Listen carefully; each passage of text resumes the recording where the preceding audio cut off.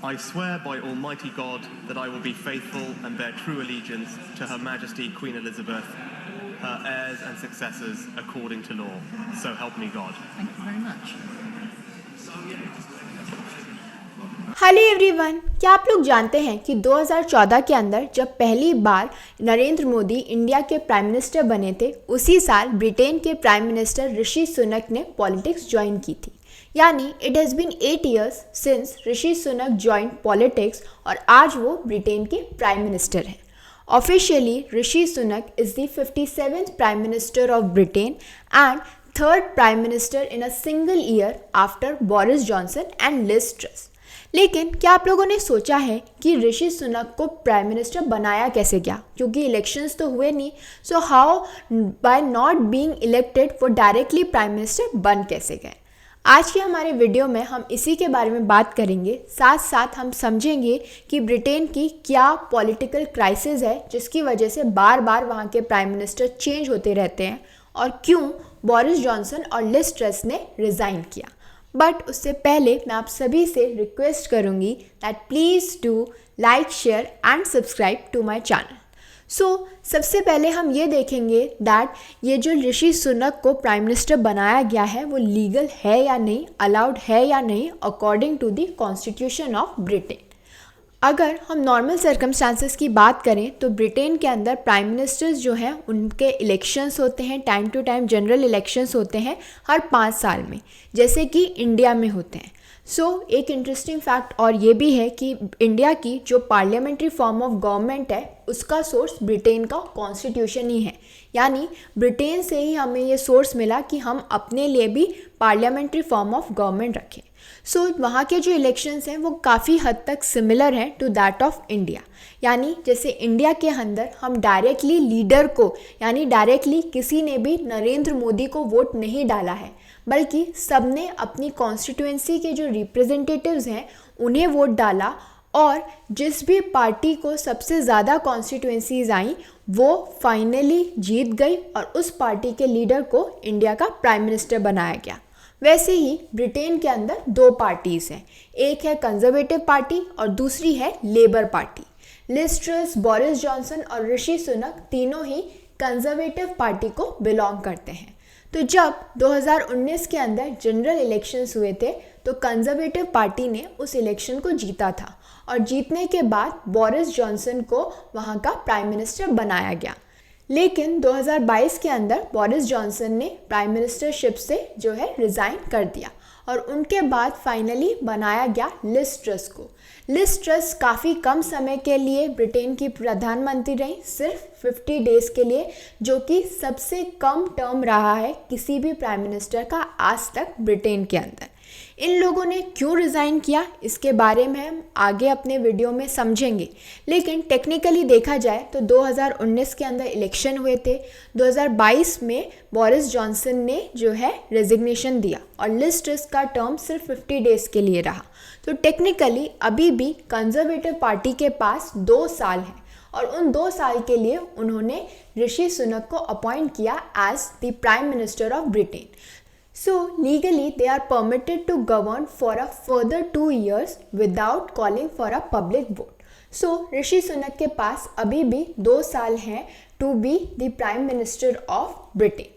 लेकिन क्या आप ब्रिटेन के इलेक्शंस के बारे में एक इंटरेस्टिंग फैक्ट जानते हो कि ब्रिटेन का जो इलेक्शन होता है वो इलेक्शन डे पे होता है, which is conventionally a Thursday, and under the provisions of Dissolution and Calling of Parliament Act 2022, the timing of general elections can be held at the discretion of the Prime Minister during any 5-year period.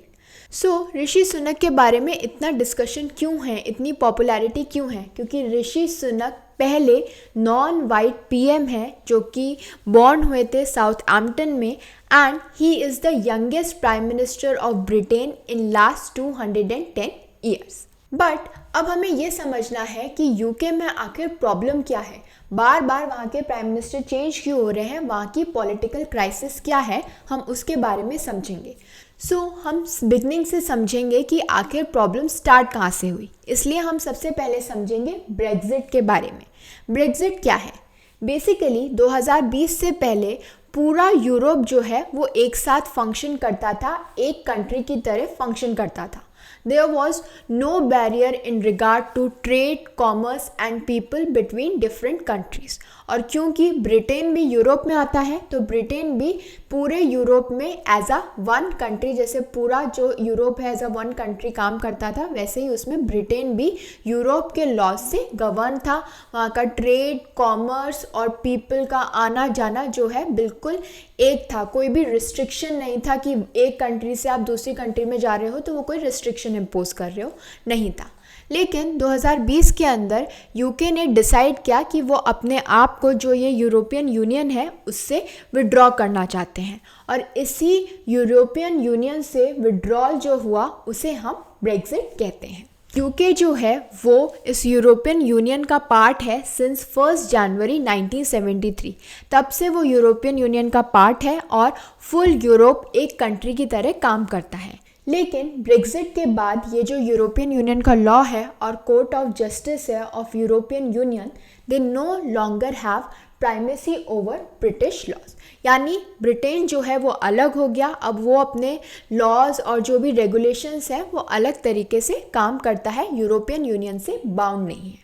But 2016 के अंदर पहली बार जब इस बारे में बात हुई तो तब ब्रिटेन के प्राइम मिनिस्टर थे डेविड कैमरॉन, जो कि यूके के प्राइम मिनिस्टर रह चुके हैं from 2010 to 2016 and was a leader of conservative party. वो ब्रेक्जिट के फेवर में नहीं थे, और जैसे ही ब्रेक्जिट जो है अलाउ हुआ, जब ये रेफरेंडम पास हुआ जहाँ पे मेजॉरिटी ने फेवर में ये कहा गया कि हमें ब्रेक्जिट ऑप्ट करना चाहिए, हमें यूरोपियन यूनियन से बाहर होना जाना चाहिए, इस रेफरेंडम के बाद ही डेविड कैमरॉन ने जो है अपनी पोजीशन से रिज़ाइन कर दिया, और उनके इसी रेजिग्नेशन के बाद से अभी तक ब्रिटेन के अंदर स्टेबिलिटी नहीं आ पाई है। After the people in Great Britain voted to exit the European Union, Prime Minister David Cameron has now announced his resignation. The British people have voted to leave the European Union, and their will must be respected. The will of the British people is an instruction that must be delivered. It was not a decision that was taken lightly, not least because so many things were said by so many different organisations about the significance of this decision. But I do not think it would be right for me to try to be the captain that steers our country to its next destination. This is not a decision I've taken lightly, but I do believe it's in the national interest to have a period of stability and then the new leadership required.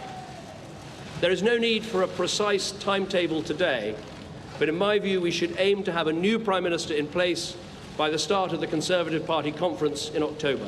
So finally, on 29th March 2017, a new British government led by Theresa May formally notified the European Union of the country's intention to withdraw and begin the process of Brexit negotiation.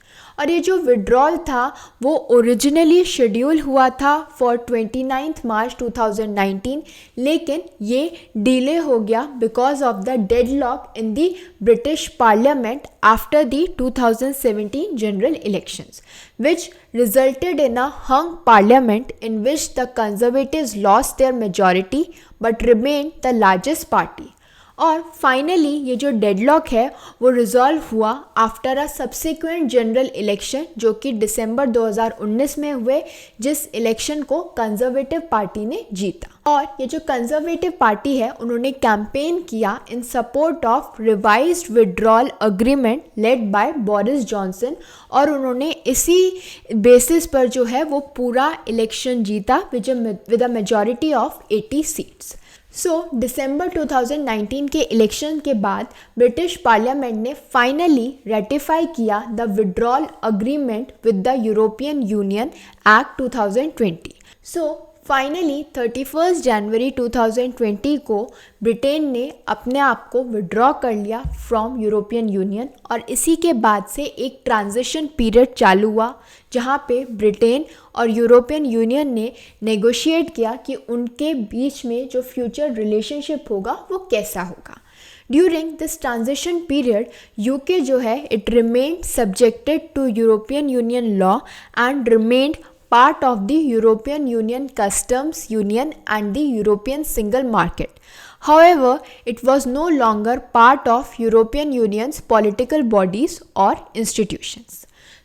ये तो अब हम समझ गए कि Brexit क्यों हुआ, कौन ब्रेक्जिट से नाराज़ था, कौन ब्रेक्जिट के फेवर में था और फाइनली ब्रेक्जिट हो गया। लेकिन अब फाइनली ब्रेक्जिट तो हो गया, ब्रिटेन का विड्रॉल तो हो गया फ्रॉम यूरोपियन यूनियन, लेकिन क्यों प्राइम मिनिस्टर बोरिस जॉनसन ने रिज़ाइन किया अपनी पोजीशन से? इसके काफ़ी सारे कारण हैं। इससे बड़ा कारण तो रहा पेंडेमिक, क्योंकि बोरिस जॉनसन ने खुद ने पेंडेमिक के रूल्स को फॉलो नहीं किया, उन पे फाइन तक इम्पोज किया गया था for not following the pandemic rules and parting during lockdown. इसके अलावा उनके टर्म के दौरान जो कॉस्ट ऑफ लिविंग है और टैक्स है वो काफ़ी बढ़ गया था। साथ साथ ऑपोजिशन ने ये भी कहा था कि बोरिस जॉनसन के पास लैक ऑफ फोकस है और कोई आइडिया नहीं है, क्योंकि जब उन्होंने कैंपेन की थी, जब उन्होंने अपना इलेक्शन जीता था, तो उनका मेन गोल था to get the Brexit done. और अब क्योंकि ब्रेक्जिट हो गया है तो उन्होंने कोई फ्यूचर की प्लानिंग नहीं है, उनके पास कोई गोल नहीं है। और इन्हीं सब प्रॉब्लम की वजह से जो है बोरिस जॉनसन ने अपनी पोजीशन से रिज़ाइन कर दिया।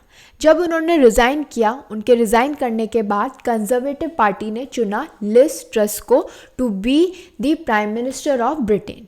अगर हम लिज ट्रस की बात करें तो she is the first prime minister of Britain with the shortest tenure of 50 days. लेकिन लिज ट्रस को क्यों रिज़ाइन करना पड़ा? उन्हें रिज़ाइन करना पड़ा अपनी इकोनॉमिक पॉलिसी की वजह से जो उन्होंने इंट्रोड्यूस की थी।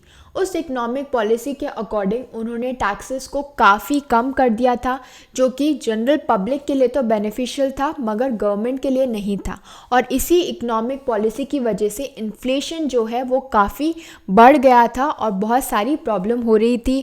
उनकी अपने पार्टी मेंबर्स जो हैं लिज ट्रस को सपोर्ट नहीं कर रहे थे, काफ़ी लोगों ने रिज़ाइन भी कर दिया था और फाइनली इसी कन्फ्यूजन के चलते हुए लिज ट्रस ने भी रिज़ाइन कर दिया। और अब फाइनली ऋषि सुनक को बनाया गया है ब्रिटेन का prime minister. So let's see कि अब नेक्स्ट क्या होता है ब्रिटेन के अंदर। अगर हम ब्रिटेन की बात करें तो Britain follows parliamentary form of government और यहाँ पे दो हाउसेस हैं।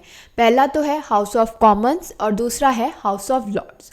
इनका जो काम है वो सिमिलर है, जैसे लॉज को बनाना यानी लेजिस्लेशन की तरह काम करना, checking the work of the government यानी स्क्रूटिनी करना and debating on the current issues. सबसे पहले अगर हम बात करें हाउस ऑफ कॉमन्स की, so House of Commons is publicly elected, यानी यहाँ के जो मेंबर्स हैं उनके इलेक्शन होते हैं और उन्हें डायरेक्टली पब्लिक जो है वो चुनती है। और the party with the largest number of members in the Commons वो ही अपनी गवर्नमेंट फॉर्म करती है। यानी इंडिया में अगर बात करें तो हम लोकसभा की बात कर रहे हैं, the Commons is the Lok Sabha. दूसरा हाउस जो है, जो कि इंडिया में जिसे हम राज्यसभा कहते हैं, ब्रिटेन में उसे हम कहते हैं द लॉर्ड्स। सो ये जो हाउस ऑफ लॉर्ड्स है is the second chamber of the UK parliament. It is independent from and complements the work of the elected House of Commons. साथ ही साथ जो द लॉर्ड्स है it shares the task of making and shaping laws and checking and challenging the work of the government. So इसी तरीके से जो British parliament है वो काम करती है। आई होप आप लोगों को समझ में आया होगा कि ब्रिटेन की जो पॉलिटिकल क्राइसिस है वो क्या है, कैसे वहाँ पे प्राइम मिनिस्टर को चुना जाता है और क्यों ऋषि सुनक बिना इलेक्शन के, without being elected directly by the people, उन्हें ब्रिटेन का प्राइम मिनिस्टर बना दिया गया। I hope this information was helpful to all of you. Please do like, share and subscribe to my channel. Thank you.